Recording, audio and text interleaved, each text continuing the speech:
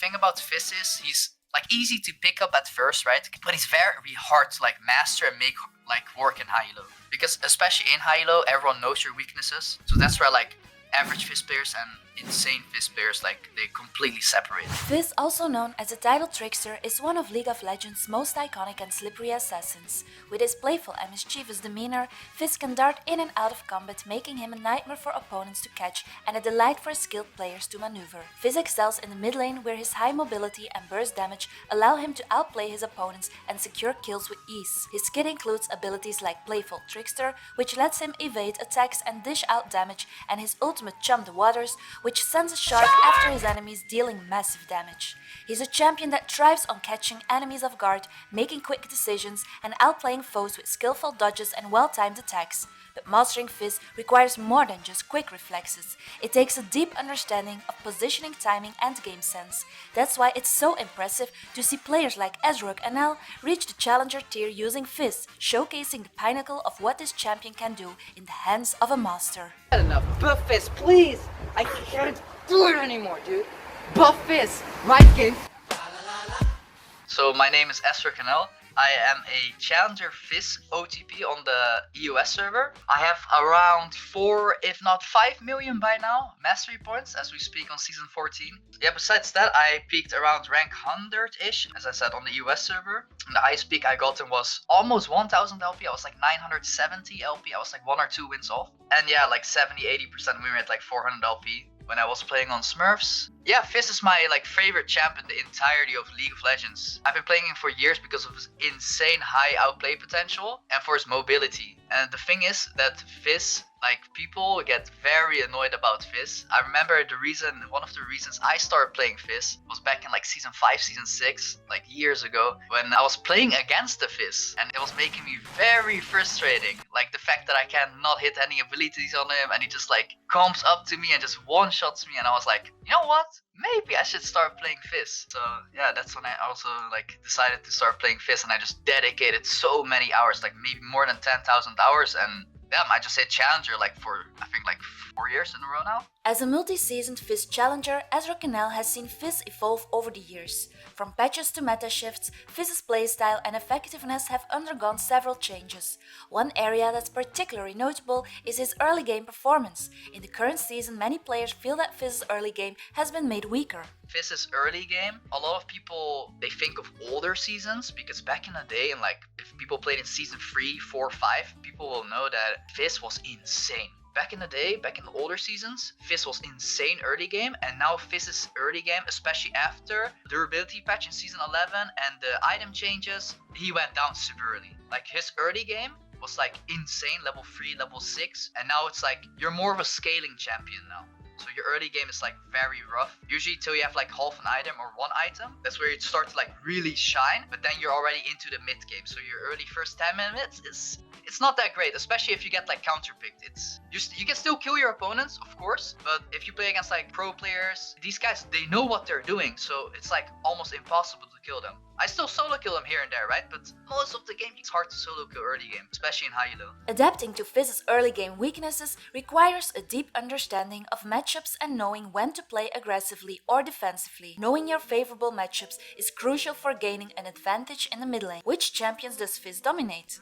Okay, your very easy matchups are basically most of the immobile mages. So let's say a good example is Veigar. Veigar is very immobile, he doesn't have a dash. When he cages, you can literally just hop over his cage and there's nothing he can do. The moment you hit your ult, you have some items, you have enough ability power to one-shot him, you will do it. Like there's nothing he can do. Even when he ults you, you can just press E and literally neglect his entire ultimate. Like his ult is just gone the moment you press E. So Veigar, another example is Xerath, Vel'Koz, Lux, Twisted Fate. Love playing against Twisted Fate. Whenever he tries to gold card you, just press E and his entire kit is just useless. Like there's nothing he can do. Again, an immobile mage. While it's crucial to know when to pick Fizz in the mid lane, it's even more important to recognize when not to pick him. Despite his slippery nature, there are some champions that can lock him down and turn the tide against him.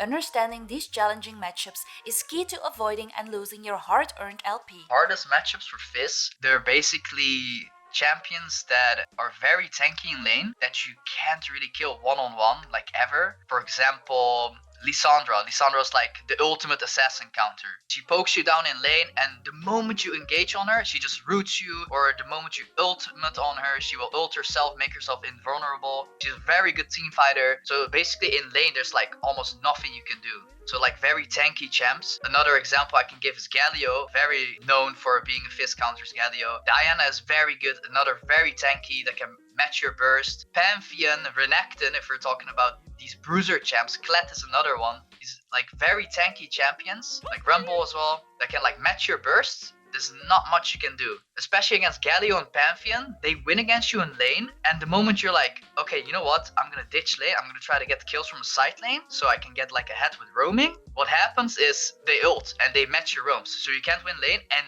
you get completely neglected because of their ultimates. And my personal must-ban champ is Kassadin. You actually win against him early game, so I wouldn't say he's like a direct super counter to Fizz, but he just free skills in lane, and the moment he gets like free items, you can't match him like ever. Champions like Lysandra, Pantheon, Galio and Kassadin are very hard for Fizz to deal with due to their ability to lock him down in a lane and counter his mobility.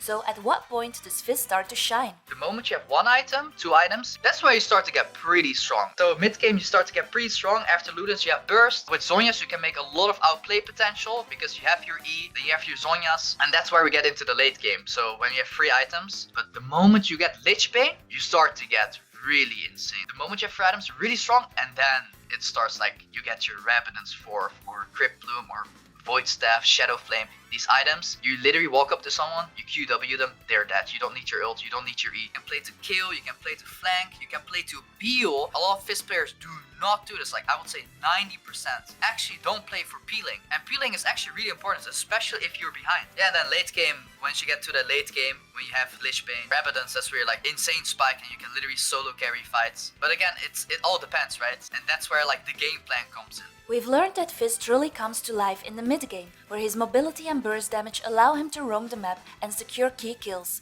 Compared to last season, Fizz is now stronger and peaks even further into the late game, becoming a nightmare to deal with as he can one-shot any carry with his massive damage. With that knowledge, it's crucial to have a solid game plan when starting a ranked game with Fizz. Basically, the game plan with Fizz is... that's it. It switches every single game. You have no certain game plan. That's the thing. That's a cool thing about League. The thing about League is it's ever changing. Like the game is just constantly developing. So whenever you have like a set game plan, a lot of junglers do this, right? They have a set game plan. They do the same like pathing. They path bolt every single game. It doesn't work like that, right? So your game plan changes. Like sometimes your game plan is literally just like not to roam or like barely roam as Fizz and like really focus on your lane.